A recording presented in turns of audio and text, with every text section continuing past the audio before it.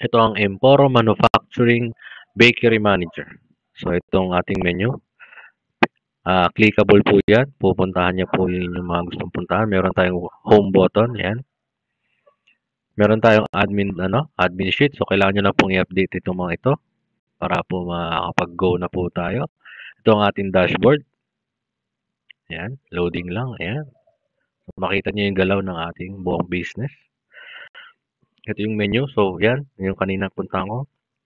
Ito po yung staff and then staff and resources natin, customer management, purchase order natin yan. So, pwede ka mag-add, delete.